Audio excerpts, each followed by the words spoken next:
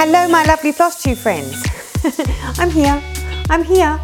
At last I'm here. Yeah, this video was supposed to have been a video that I was going to do back in December and do a little stitch with me before the end of the year, and then I was planning on doing a lot more videos of like stitch with me's and bits and pieces through January. As you can tell, that hasn't happened. So here I am with the attempt, and I loosely say attempt, to stitch with me. So if I can stitch and talk all at the same time, then we're winning. I was having enough trouble just trying to remember how to use the camera and how to set this up. So yeah, that's how long this has been. But I have got some bits to tell you because a lot has happened since the last time we spoke.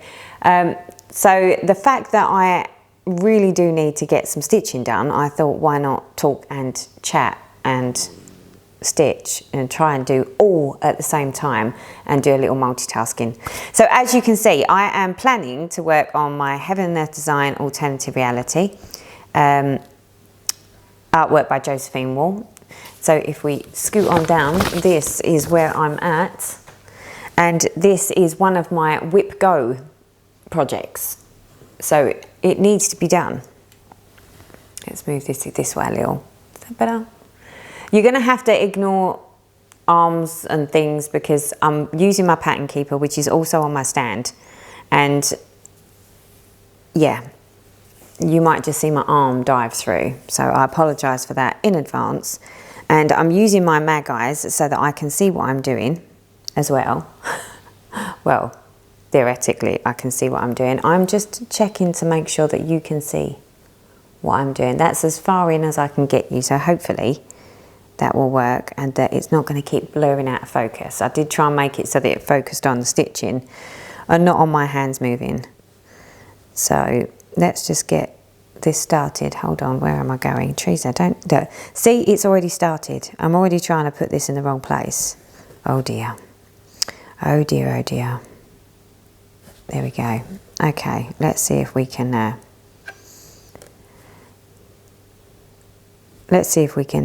do this chatting and stitching. I'm having enough trouble just finding the time to stitch, if I'm honest. I say finding the time to stitch, I think it's the wanting to stitch. I really haven't been feeling the love, but there's been quite a lot that's happened since the last time we had a little chat. And the last chat that we had was basically my end of year review. There we go. See, now I've started a thread and I think that's the end of the thread. No, it's not. Let's park that. There we go. So, what to tell you? What has been happening in the world of Teresa? Well, I'll say the world of my family, should I say. So, Christmas was probably much the same as everybody else's Christmas that was in lockdown. We didn't do Christmas this year, so to speak. We did, but it was literally just whoever was in your household. So the plan of having Christmas with the whole family, I say the whole family, but at least like my brother, so that we had, the plan was originally we was going to have this household, my brother and his rather large family of children, and my husband's mum and dad was the plan. So they said that it was acceptable to have three households. So that was what we was going to go with. So we was going to go with 3 households. Up until, I think it was about a week before Christmas. And then they said, no, you can't. So of course we squashed that. But the problem was, we squashed the plans of the actual spending Christmas Day together, but I couldn't cancel the butcher. And I'd already paid for all the meat with the butcher. But although I'd paid for all the meat at the butcher's, everybody else didn't have any meat because they thought they were coming to us. And they weren't planning on doing anything on Boxing Day, or, you know, they didn't have their reserves, so to speak. So I turned around and said, well, it only makes sense. If I've got more meat than I know what to do with, and you've got no meat whatsoever, I'll still cook the meat, and then I'll come round and sort of dump it on the driveway, so that way they've got some meat and we can still exchange the Christmas presents, but without actually going anywhere near each other. So that was the plan. So Christmas morning, I was up at the crack of dawn, I think about 4 o'clock, 4 or 5 o'clock I was up, cooking all the meat, which I've got to say, it makes your house smell divine, doesn't it, when you smell all that food cooking. But then the problem is that the minute you've cooked it all and it's ready to dish up, when you're the one that's been the cook, I really don't fancy it. So yeah, it was, I dished it up and I had a little nibble, because as you do, being the chef, I need to make sure that, you know, it tastes appropriate. I had a little taster whilst it was being carved and plated, but yeah, by the time dinner came, I really didn't fancy dinner at all.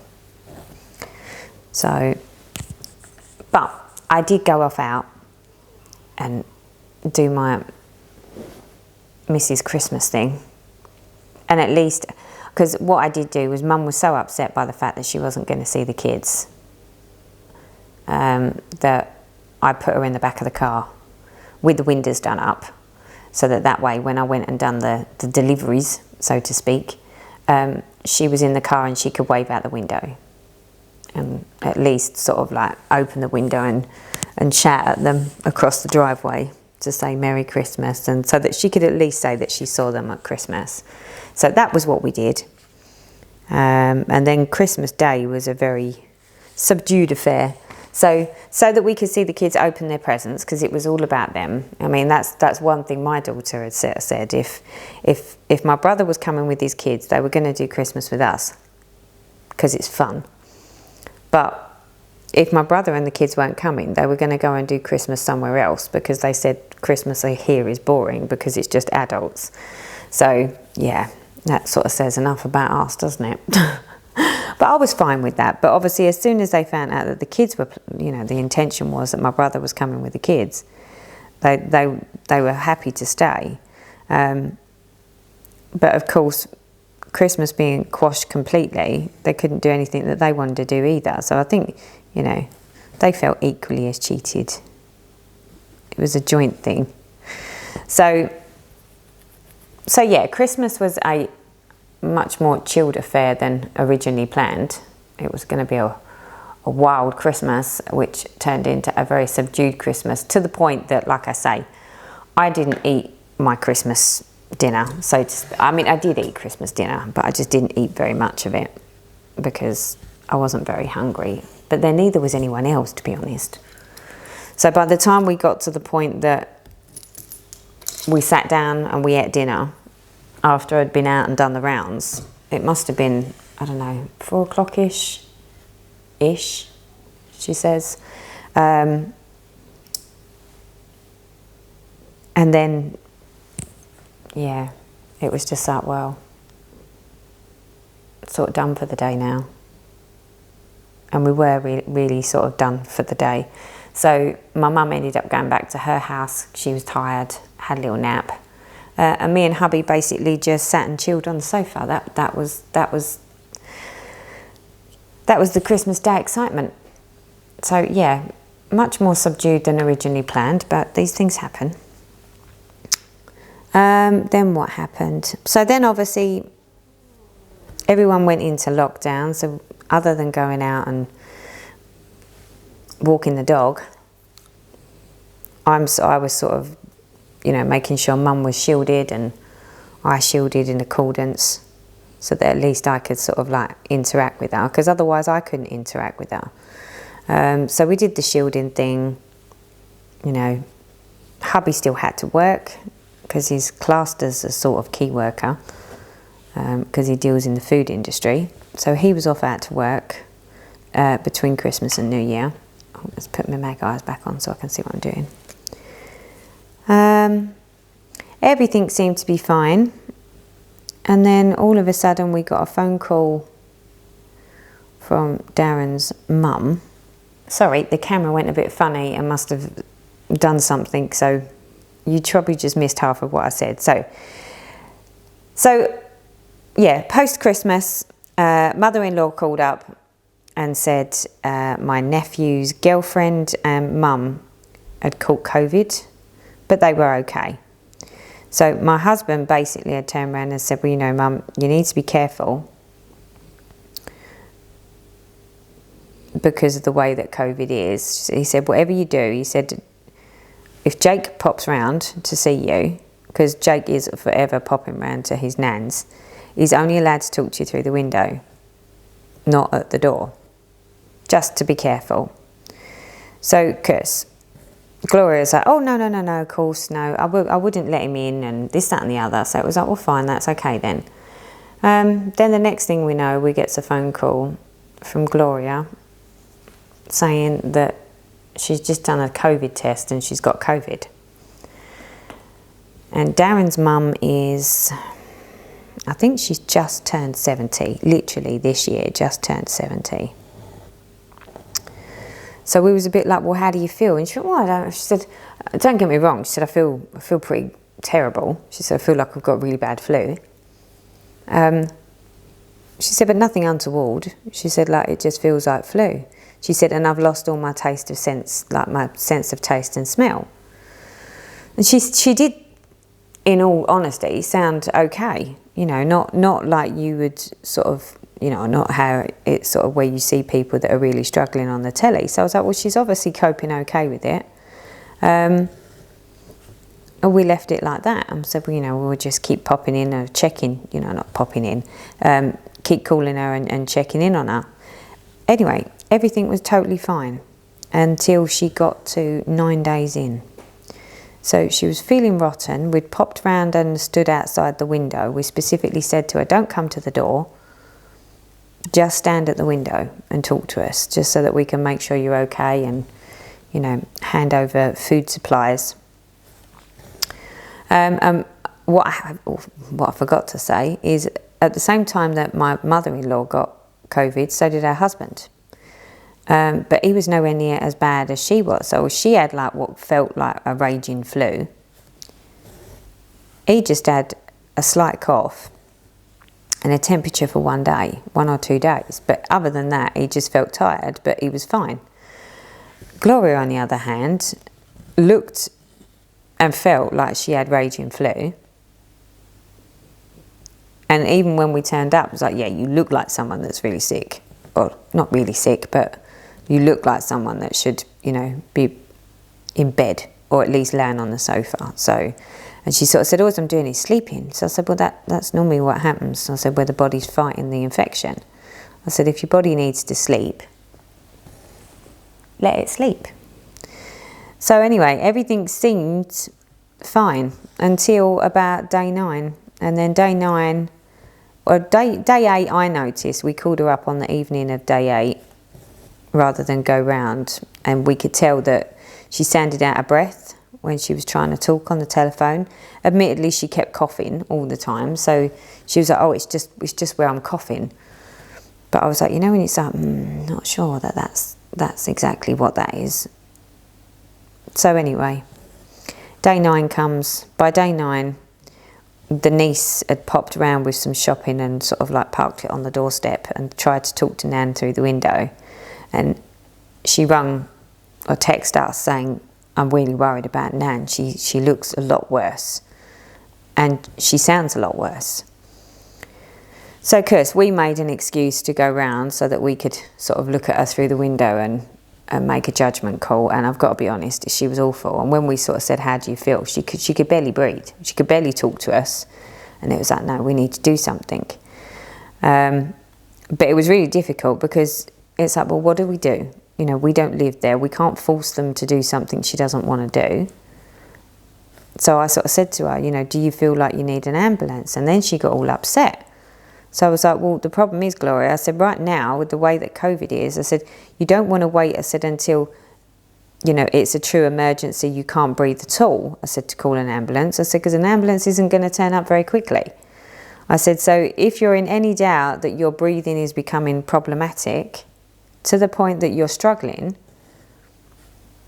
I said, now is the time for you to make a phone call. Of course, that just upset her. I think because, one, she was frightened. But two, I think it's a bit more of a reality when someone else says it to you. Because I think they were a bit undecided of like, well, am I bad enough that I need to call someone? Or am I not bad enough? And I think this is some of the problems that people are facing that are, you know, that are getting COVID. Because it's like, well, at what point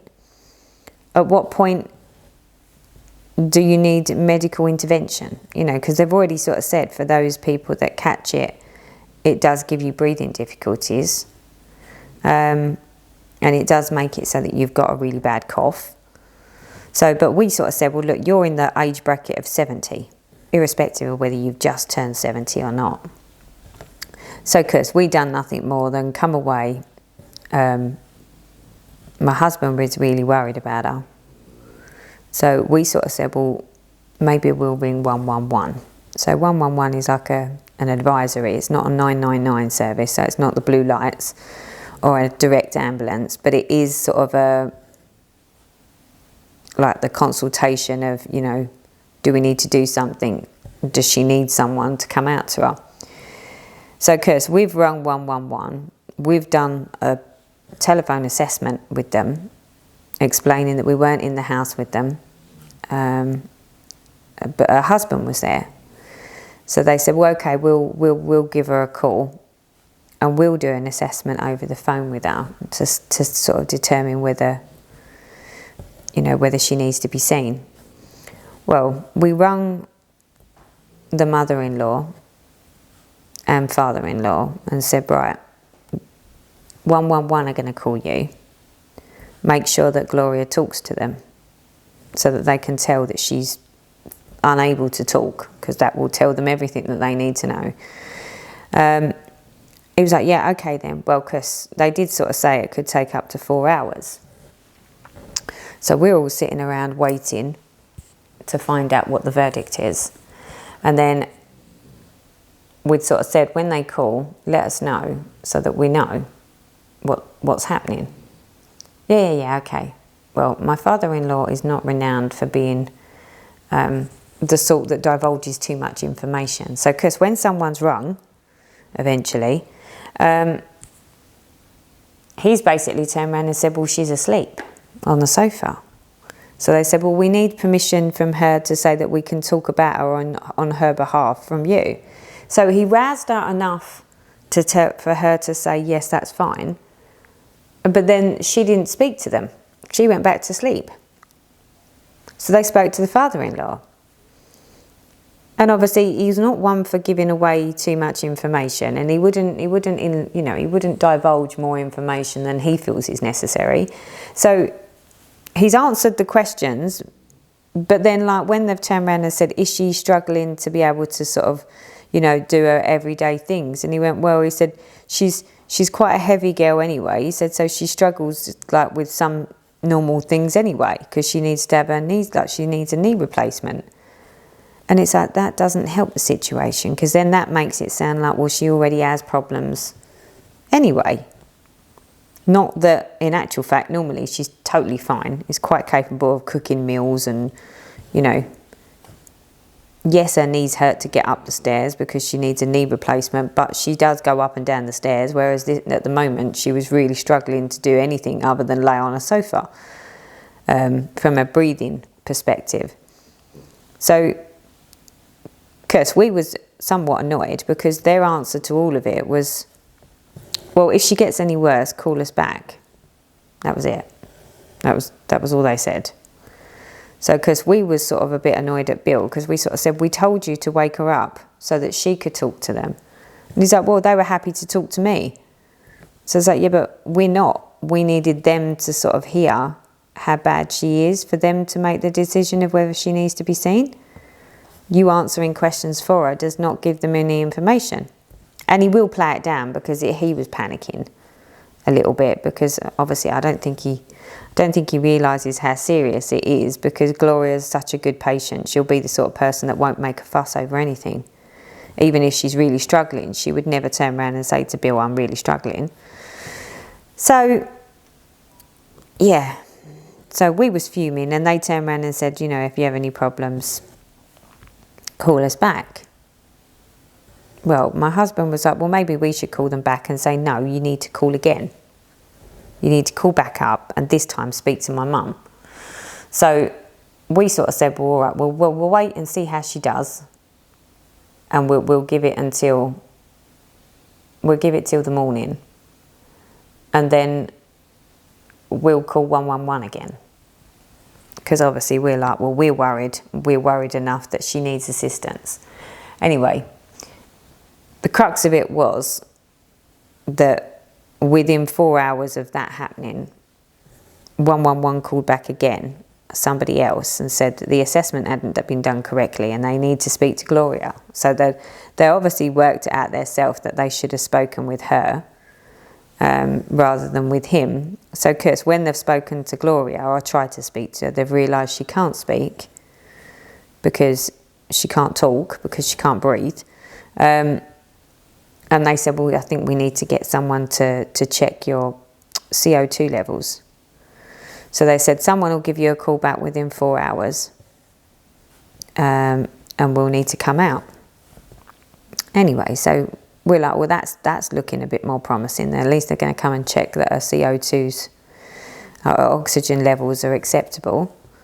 Anyway, it got to about 6 hours later and we still hadn't heard anything. So we called them up and they're like, no, we haven't heard anything. But we're getting tired now, so we're going to go to bed and we'll wait for them to call. So, because we've all done the same thing. We know that, you know, she's not on the radar from 111's perspective. They know about her. And obviously it's a case of it's a priority thing. So then, where am I? So then, at about 5 o'clock in the morning, they got a phone call saying, can you bring her to the community hospital? So Bill sort of said, well, yeah, sure I can. But what they didn't ask is, one, is anyone able to drive? I mean, I was a bit, I don't even know what I thought really. I thought it was a bit odd that you're asking for her to come to you, even though you know she's got problems with her breathing and she was in a bad way, but obviously they didn't realise that. And because Bill said he could drive, they didn't say, do you have COVID? But there's him with COVID, then getting in the car, or trying to get Gloria in the car, to go to a community hospital about 10 miles away for someone to check her CO2 levels. But he's also got COVID. So now you've got him driving around in the car with COVID, because no one even asked whether he was unwell, which it just strikes me as odd. You know, if you know that someone with COVID that's potentially quite bad is in a house with someone else, that the likelihoods are that someone else will also have COVID. But apparently it's fine for him to be driving around in the car with COVID, even though he was unwell. But because he wasn't that unwell that he wasn't in the same position that Gloria was in, they've deemed it as acceptable for him to drive the car. So we was a bit like, well, that's, you know, although he's not bad, that's still like someone being expected to get up and get in the car and drive somewhere with the raging flu. So I was just like, oh God, really? And I was like, well, if you can imagine how it is for my in-laws, and I'm like, and they've got a car. What do they expect people to do that don't have a car? Do they expect them to get on a bus like that to get there, or is it at that point that they, you know, they send someone, or I don't know. But I was just like, really? But hey, it was what it was. Bill ended up sitting outside in the car. She went in, and because they turned up in a car, they turned around and said, yeah, we are concerned about oxygen levels. We think you need to go to hospital. Is it okay if you make your own way to Basildon A&E? hospital? Well, Kirst, Gloria's just sort of said yes, because she's away with the fairies by now. Got in the car with Bill and said, I need to go to the hospital. She said, but I just can't bring myself to do that just yet. She said, I'm too tired. She said, and I'm too exhausted. She said, take me home. So, Kirst, Bill won't argue with her. He's done nothing more than drive her home. So they've driven home. I'm just going to move the camera because the camera does turn on and off. There we go. So they've driven home so that Gloria can have a little nap. I mean, we was just like, Gloria, if they say you need a hospital because of your breathing, you need to go there now. The reason you're so tired is because you're oxygen deprived. I said, that's the reason that you're so tired. But they wouldn't listen, and obviously we couldn't force them. You know, you can't force your parents to do anything. Not when you're not even living in the same house. Anyway, we called up and we got the whole family together to basically bully Bill to say, give her an hour or so and wake her back up and get her over to the hospital. Do not let her lay there sleeping. So anyway, within the hour, Bill got her back up. And again, Bill is in the car and he's driven her to A&E. He's not allowed to go in with her, obviously, as expected. But he ended up sitting in a car with COVID, with symptoms, feeling, you know, pretty dreadful, outside a hospital for nearly 4.5 hours to find out what was happening with his wife, who was in the hospital, who was made to sit in the A&E area, like a special COVID section, struggling to breathe, and bearing in mind that she's, you know, she's over the 70 bracket. And I'm like, really? Is this how it is? These poor people. But anyway, crux of it was Gloria was kept in. Why is that a different colour? That's a bit strange. That's okay. Crux of it were Gloria was kept in and she stayed in hospital. And they gave her the support she needed, and she got a lung infection on top of everything else, which was not helping. It was compounding the problem with the breathing. So as you can imagine, sort of the last couple of weeks have been a bit testing, you know, and a bit worrying, because you just don't know what's happening. You can't go visiting, and because of the problems with her breathing, she couldn't talk to you on the phone because she just physically couldn't talk. And because she was so tired and felt so unwell, although she'd text every now and then, some of the texts really didn't make any sense whatsoever. And the other texts, they were just so short and sweet because she obviously didn't have the energy to text. It was just so worrying. And, you know, then obviously we're worrying about Darren's dad, because obviously he's now at home with COVID on his own and trying to fend for himself. So we're sort of ferrying food backwards and forwards, and yeah, it's just been awful. And there have been so many people that I know that have now passed away that it was almost like, of course the camera turned off. I have no idea where you got to. So, or where I got to when the camera switched off. So let me think, where was I? So I was saying about my mother-in-law being in hospital and the number of people that I know now that have either had COVID, died from COVID. And my next door neighbour but one, they got COVID, I think around just after Christmas time. And unfortunately he lost his battle from COVID, and he wasn't even, he was nowhere near 70, that's for sure. I've got to count. That's him. Yeah, unfortunately he lost his battle to COVID, and at that point it's just like, well, you know, we've got him, we found out the news that he passed away, but at the same time we had my mother-in-law in the hospital. And it's just like, it's much more frightening when, I mean, don't get me wrong, I mean, I've always been very, very cautious about the whole COVID situation anyway, purely because of my mum. And I do take the whole thing very, very seriously. It's a case of having to. So, you know, where we can, we avoid leaving the house purely because, you know, I don't want to give it to my mum or anyone else.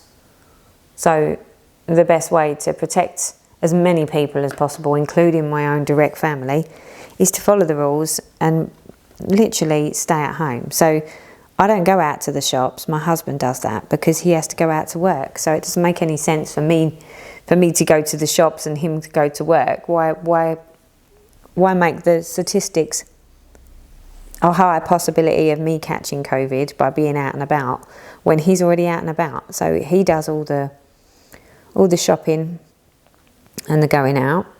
And other than walk the dog or a walk by myself, like a power walk, I don't really go anywhere. I stay indoors because it's the safest place to be right now, especially where I live, because we're in the area where we had the highest numbers of COVID. So yeah, so I'm in hiding, or at least that's how it feels. So yeah, so that's been how what's been happening in my world. And on top of all of that, I've then obviously been trying to work, which always is a bit difficult to try and work when you've got things like that on your mind and you don't know what's going on. So although they were brilliant, you know, they were very, very good about the situation, but there's nothing that you can do. And I think that's the hardest bit about sort of, you know, normally if someone gets took into hospital, you can go visiting, you can actively do something, feel like you're making a difference, feel like you're helping in some way, even if that's inadvertently only helping yourself, at least you feel like you're doing something. Whereas in this situation, it's a completely different thing. You know, you can't help, you can't go visiting, you can't help the father-in-law, not really, other than, you know, do food deliveries, like drop-offs. But other than that, there's nothing you can do. You can't assist. So yeah, it was very tricky. But because of that, I mean, I'd love to sit here and say that, you know, I took my mind off of everything by doing sitting and stitching, but I've got to be honest, I haven't. I've barely stitched anything, hence the reason why I thought, you know what, if I do this video, it will make me sit and stitch, because I'm doing a video. I have to sit and stitch if I'm going to talk to you, or at least that was my thought. So yeah, so you know, I've not done any stitching. So my plan of, you know, all this being at home, cold weather, not going outside in the garden, would mean that I would sit and do more stitching. Hasn't happened. I've got a stray, so I'm going to get rid of this stray. It hasn't happened, so I thought, well, you know, I need to do something to motivate myself. I mean, I have done stitching, but whereas before it would be like any free moment that I had when I wasn't doing anything other than working, I would sit and stitch. Has not been the case, but there is a reason for that, and that is that I wouldn't say I found another passion, although does seem to be heading down that route. I've become very, very into paper crafting and card making specifically. So I've been making lots of cards because I bought my Cricut maker, and the fact that it does vinyls and it does fabrics and it does paper, I was like, well, you know, I bought it really for the fabric cutting side of stuff and for the little things that you can make with it. And then found that I actually really, really enjoy the card making side of things. So then obviously I got a Gemini Junior for Christmas from my daughter.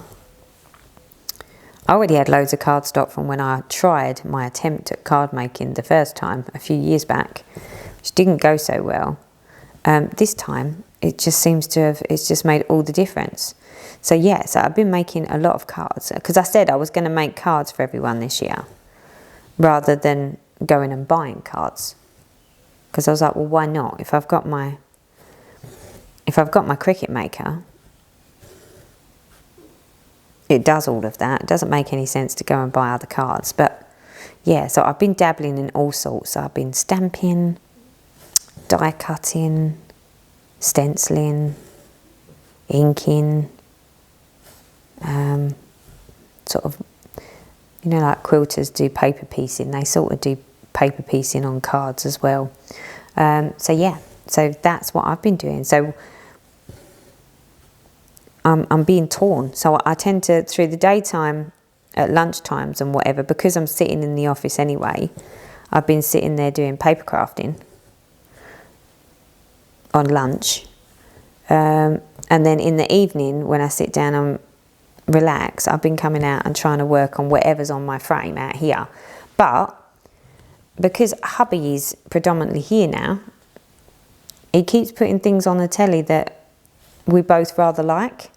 So I'll do sort of, I don't know, less than 50 stitches. That's how bad it is. So less than 50 stitches.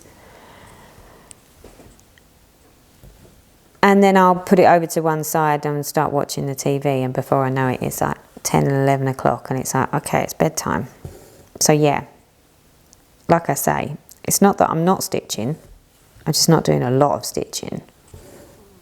And even less so than before, because before I didn't have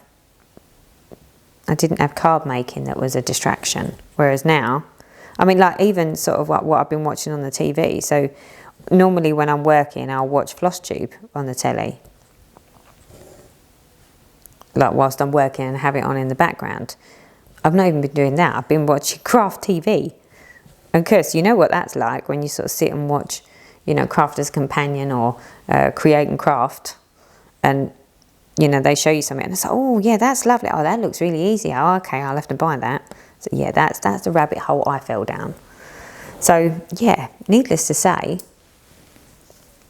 not much stitching has happened, and a lot more products have been purchased, but it's been paper stuff. But I'm fine with that. Oh, hold on, I've just marked incorrectly, people. There we go, let's mark that. So yeah. So as you can see, it's coming on, and it appears that I can talk to you and do this at the same time. I hope whatever I've been talking about has actually made any sense to you, because I'm sitting here going, oh yeah, look, I can do this and talk to you at the same time. And I don't know for sure exactly what I've told you. You know, when it's just like I'm just rambling. I'm just sitting here rambling. I have no idea what I said to you. Oh, hold on. I need to pull a colour. What have we got? 318. Oh no, I haven't got 318. Well, I have, but not here. Ah, that's not good. Okay, so maybe we can't finish this square. I was going to finish this square with you. That was my plan. And then call it a day. I might have to just call it a day now. I don't know how long I've been recording for. Okay, let's have a look and see what else there is. What have we got? What have we got? Oh, we've got that one. We can do that one. What else to tell you, people? Work's work. Nothing changes there, does it? Where are we? I think that's that one. That's it. Yeah, nothing changes on the work front, so work's going fine, and they basically said that it looks like, you know, we're staying all working from home. And even when we do go back to the office, it's likely, you know, it's not guaranteed, but it's most likely that even when we go back, the requirement will only be to go into the office 2 to maybe 3 times a week. There won't be a requirement to be in the office 5 days a week. So that's nice. Because I mean, I know that a lot of people have got the problem of, you know, their children are home, they're dealing with homeschooling, they're trying to work, and they've got kids at home, You've got everyone trying to use the internet at the same time.